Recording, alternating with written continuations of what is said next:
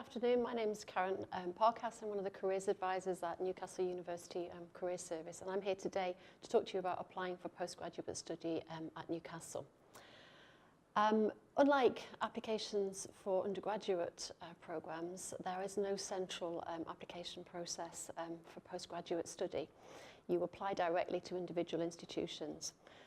At Newcastle University, you will find full details of the application process online, including a step-by-step guide to completing the sections. Applicants are expected to provide some or all of the following information, and all applicants for postgraduate taught programs and most research programs were required to provide a personal supporting statement. If you're applying for a research program, you may also be required to include details of your research interests and possibly submit an outline of your research proposal. If this is the case, it's important that you speak directly with academic staff or potential supervisors in order to discuss whether or not your ideas are realistic and feasible. The personal statement is your opportunity to convey your motivation and your suitability for postgraduate study. It's important for a number of reasons. This is an opportunity, possibly your only opportunity, to impress academic staff and also to differentiate yourself from other applicants, which may be particularly important where there's high competition for the programs. It's also a chance for you to highlight aspects of your experience, skills, and perhaps knowledge that perhaps isn't obvious from other parts of the application form.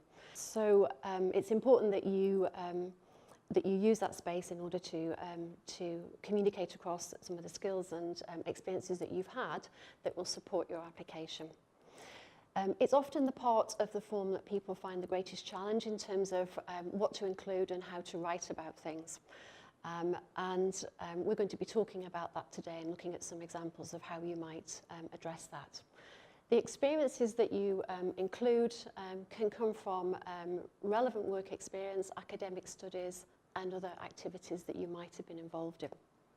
And these provide an opportunity for you to evidence some of the skills that might be required to be successful on the programme. That evidence can come from a range of experiences. If the programme is going to be building on previous relevant academic study, then you might want to highlight module choices, perhaps projects that you've undertaken that demonstrate your aptitude and particular interest in the field that you're applying for. It's also worth thinking about notable strengths in skills that might support you through the programme. So, for example, if you've been particularly strong in your lab work or your critical thinking, or you've had strengths in some of the more research elements of previous studies, then it would be appropriate to highlight those.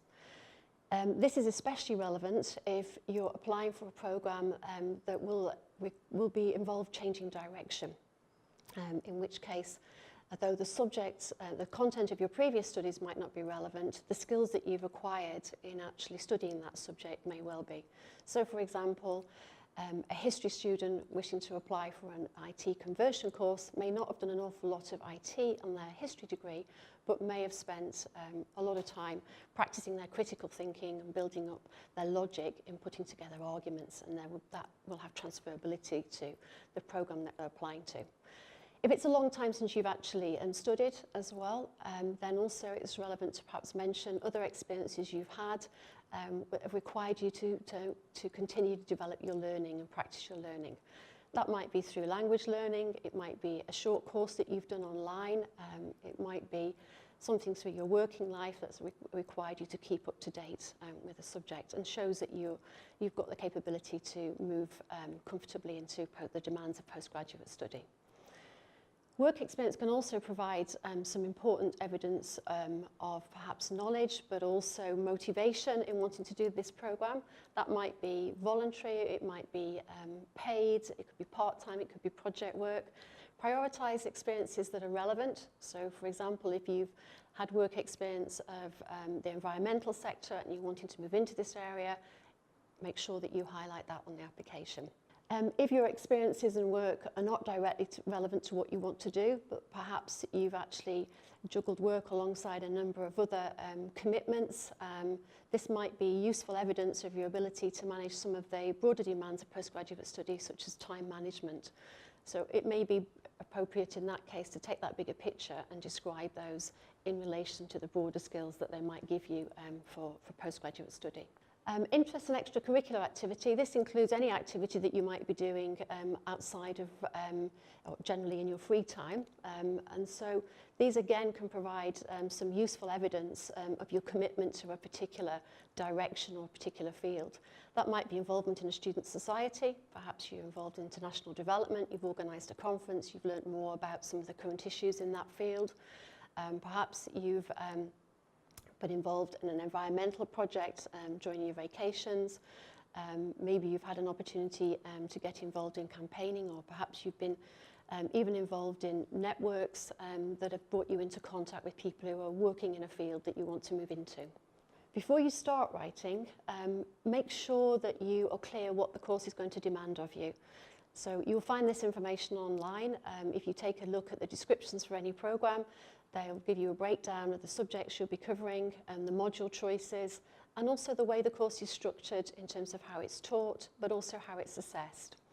If you get the opportunity to speak to academic staff, perhaps through open days, then you take that and find out what they look for. Often on open days there's an opportunity to also talk to other students on the programme to get a deeper understanding of what it might require. This is all going to be helpful to enable you to work out what's going to be required of you, but also that chance to decide which aspects of your past experience might have some relevance to the statement.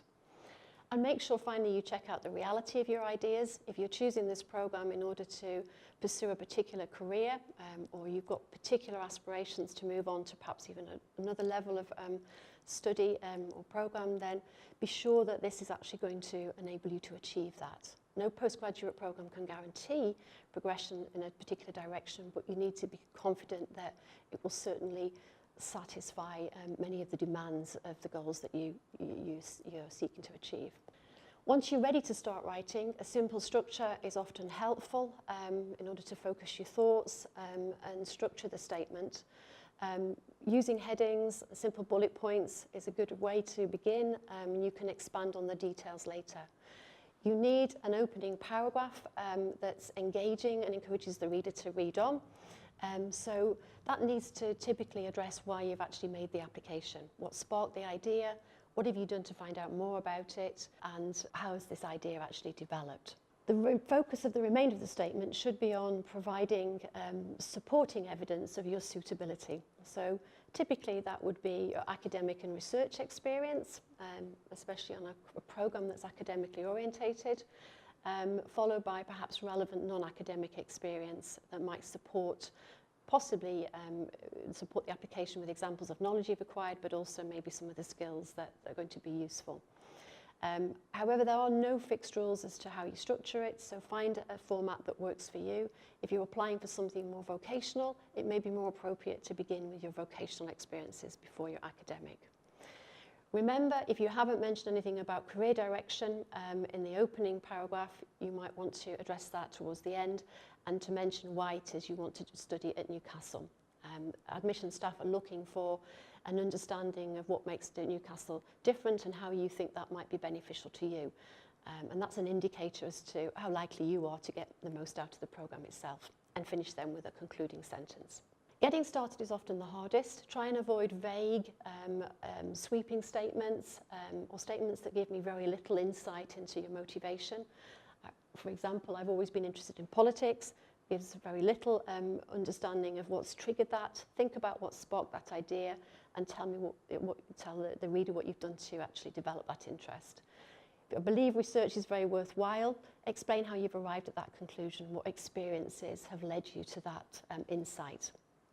And if you want to do postgraduate study because of a love of subject, which we hope you will, then please also try and provide a more insightful explanation of what it is that you enjoy about the subject itself, and what it is you think that postgraduate study might allow you to build on in that interest. As you're writing, make sure that you not only describe what you've done, but also you show reflection and development.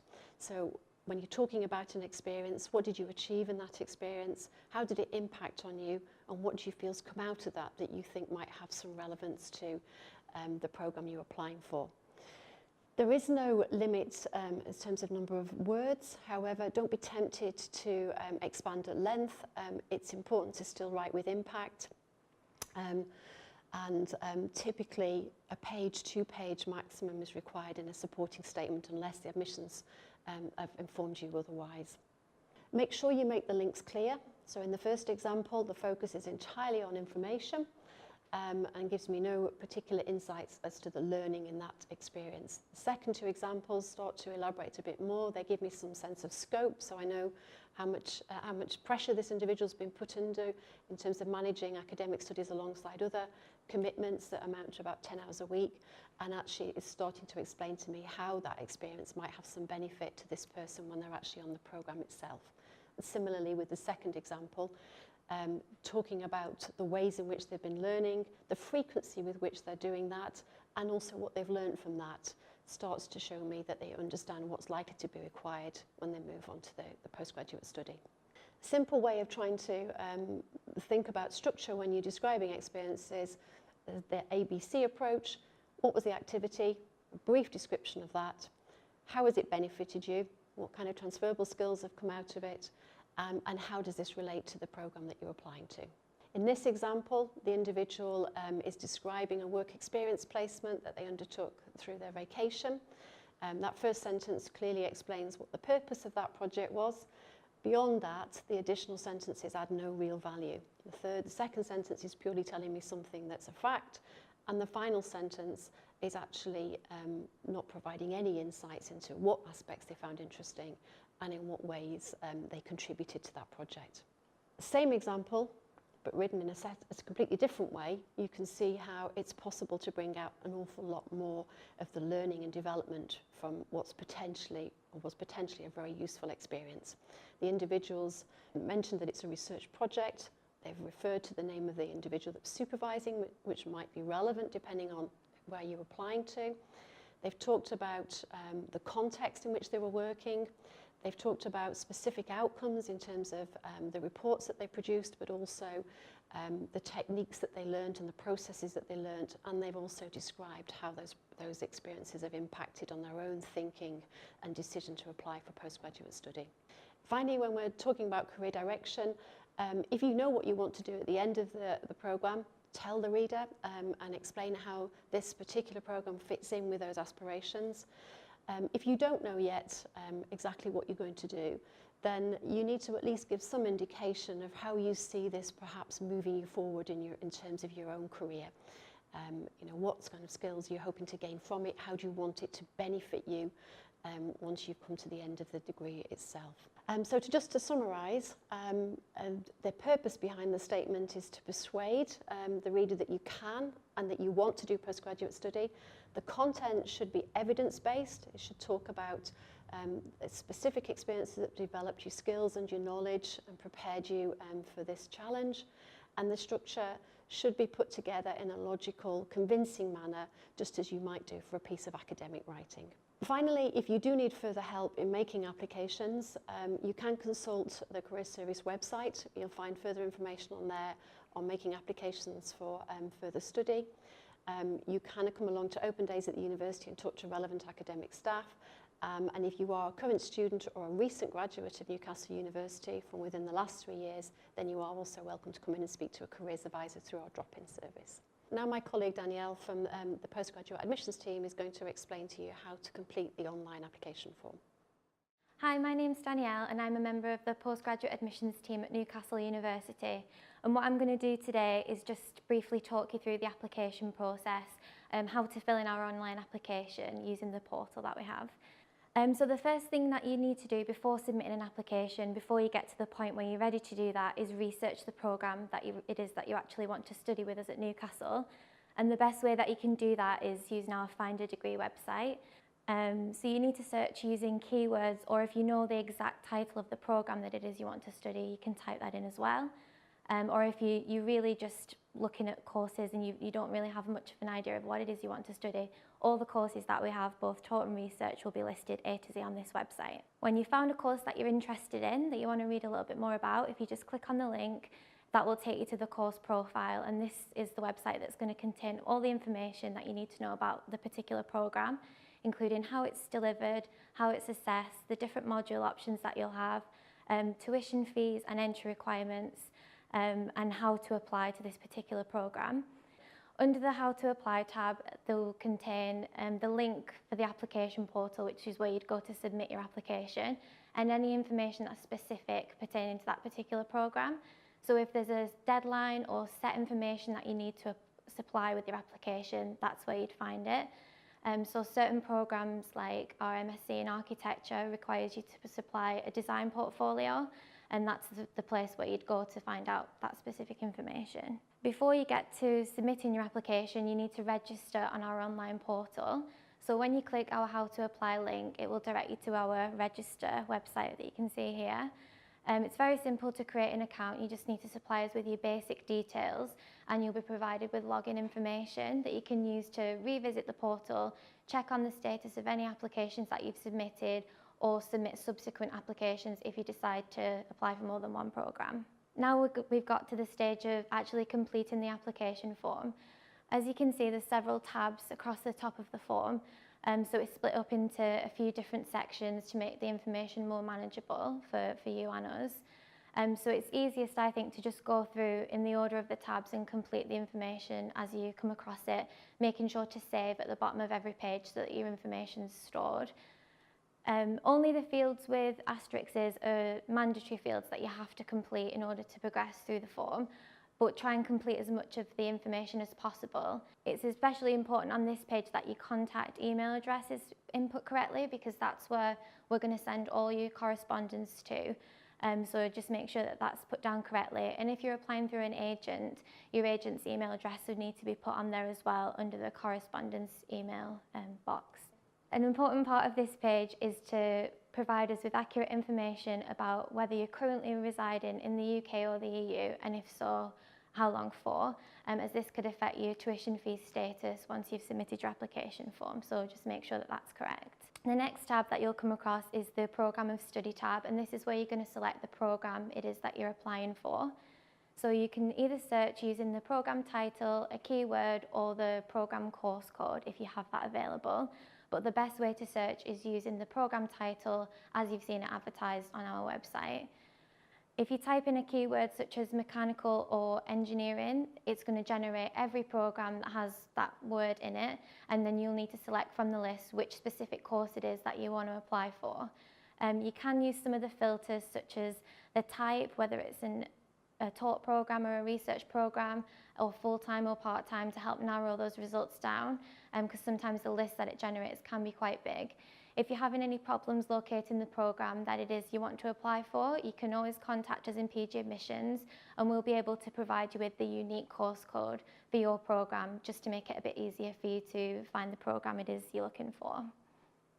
Another thing to note is if you select a research programme, so a PhD or an MPhil, and you click Save on this page, it will generate another box below this, allowing you to input any studentship codes. So if you're applying for specific funding that you've seen advertised on our website or in a school, that will allow you to put it in once you've selected a research programme. Now onto the qualifications page. So you only need to provide us with a brief outline of any pre-university qualifications, so things like GCSEs and A-levels, unless it specifically states on your course profile that they're looking for an A-level in a particular subject. We're not really too concerned about those results, so you only need to provide us with a brief outline. It's helpful if you give us really clear and concise details regarding any university study that you've had. So the example there just says Bachelor of English 2-1 honours degree from your university in whichever country you've applied for and the dates that you've studied that as well. A good tip is that on this section of the application, you only really need to provide work experience details if you feel that it's relevant for the programme that you're applying for. So don't feel like you have to fill in the whole section with every bit of work experience you've done. You only really need to include that if you feel like it's in support of the programme that you're applying for. The next tab along is English language, and this section just allows you to provide us with any details that you have regarding your English language skills. If you're required to supply us with an English language qualification, it's important to note that you don't have to do this before you submit your application. So if you've got an IELTS test or a TOEFL test booked, you don't need to wait until the results of that have come back before submitting your application, because we can always make you an offer that's conditional on English if we do require a qualification from you. Our English language policy is available to view online, and we can answer any questions that you might have about whether or not we're going to require a test from you if you contact us in PG Admissions. However, it's usually easier for us to establish whether or not you're going to need an English qualification after we've seen your application. So we may ask you to submit that first before we clarify whether or not you can be exempt from the English condition. So this is our further information tab. It's going to ask you some brief questions about funding and visas. It's important to have considered the cost of studying at postgraduate level before you submit your application. However, your funding status doesn't determine the outcome of your application. So if you're still looking for funding or you haven't quite decided how it is you're going to fund your studies, you can still apply and it's not going to affect the outcome of your application at all.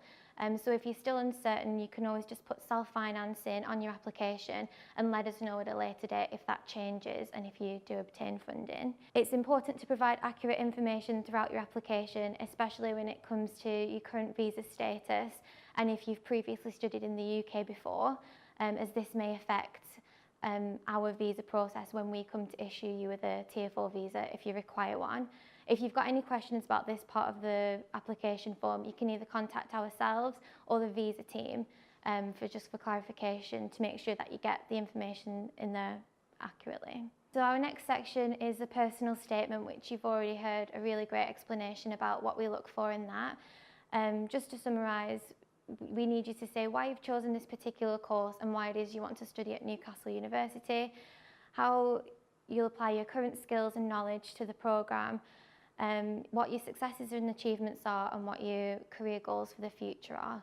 And you can either fill this in the personal statement box that's on the form, or it does give you the option to submit it as a supporting document. So if you've already got a pre-formatted, written out personal statement, you can just attach that to the application rather than filling in the section on the form. We also require you to submit the details of 2 referees in support of your application. At least one of these should be academic, if not both of them, and preferably from your most recent form of study. If you already have references that your professor or your personal tutor has written out for you and it's on letterheaded paper and it's been signed, you can just attach that to your application and we won't have to request a reference for you. But if you don't have references pre-written, that's absolutely fine. You just need to complete the details on the form and we, in postgraduate admissions, can request a reference if you made an offer to study with us. If you're unable to provide us with at least one academic reference, you should still submit your application and just drop us an email in admissions or make it clear on your application form that you're unable to provide us with an academic reference. For example, if you've been out of study for quite some time and you don't have anyone that could provide a reference for you, we would still consider your application and we may be able to accept a reference from someone else that you may know. Possibly the most important part of your application is going to be the supporting documents that you attach. The key documentation that we require is official transcripts and, if possible, certificates for any university study that you may have. If you're currently studying, we'd need you to provide transcripts of your study to date. So usually your university can provide you with marks that you've received in your modules up until this current point, and we just need them to sign and stamp that document to verify it to us. So you don't need to have completed your degree basically when you submit your application. You can still be studying. And if the documents that you provide in aren't in English, if they are in your original language, we would need official translations of those that have been signed and stamped by a qualified translator. And if you're from outside the EU, we'd also require a copy of the personal details page of your passport. If you submit your application without any of the supporting documents that we need, what we would have to do at this stage is put your application on hold, and we'd contact you via email just to request what it is that we're looking for, and you can then log into the applicant portal and upload any additional documents that we've requested. If you're ever unclear about what it is that you've been asked for, you can always email us back in postgraduate admissions and we can just clarify further what it is that we need from you. Just another tip there is that we don't need you to provide copies of any pre-university qualifications or certificates of achievement that you might have. It's purely your university qualifications that we'd be looking for in support of a postgraduate application to study with us. And in order to submit the application form, it does require you to select the option transcript or translated transcript from the drop-down menu. If you don't do this, it won't actually allow you to submit the form. So if you're submitting an application and for whatever reason you don't have a transcript available at this point, what I would advise you to do is attach a Word document just explaining why it is you don't have a transcript, but select the option transcript or translated transcript from the document type, and it will then allow you to go ahead and submit the application in full. Right at the bottom of the application portal, you'll notice that there's a bit of information about an application fee. So some programmes require you to pay a £40 application fee, but it's only the programmes that are mentioned in this list here. So we often get a lot of people asking, do I need to pay a fee for my particular programme? But it is only these few select programmes that are listed here. So if your course isn't mentioned there, there's no fee involved with submitting your application. Once you've paid the fee through the university web store, you need to attach an application fee receipt to your application. Again, if your program's mentioned there and you don't attach the receipt, it won't allow you to submit the form. If you have any questions about this, there is an FAQ document there, and it will give you the contact information for our web store team in case you're encountering any difficulties when trying to make your payment.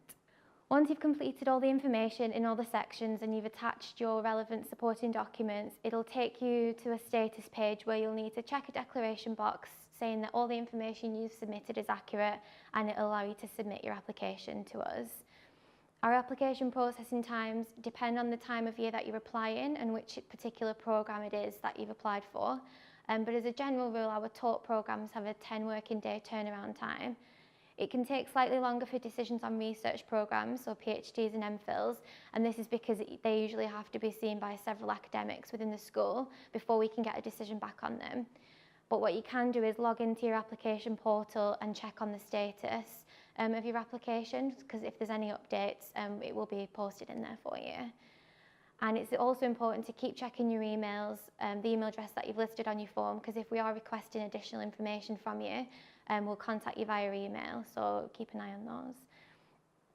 If you're required to submit further documents or the academics have any questions that they want us to ask you regarding your application, again, we'll contact you via email. So it's really important to keep your contact details up to date. If there are any changes in your details, it won't actually allow you to log in and change them. So you'd need to contact us in admissions and we can change those details on your behalf. And finally, how to reach us in PG admissions. We've got a telephone number. Probably the easiest way is via email, which is pgadmissions@ncl.ac.uk. And if you're on campus, we have daily drop-in sessions throughout the week, both morning and afternoon sessions. So whether you're in the process of submitting an application or you've submitted it and you've got questions about the status of it, you can always pop in and we can check on that for you. Okay, thanks for your time.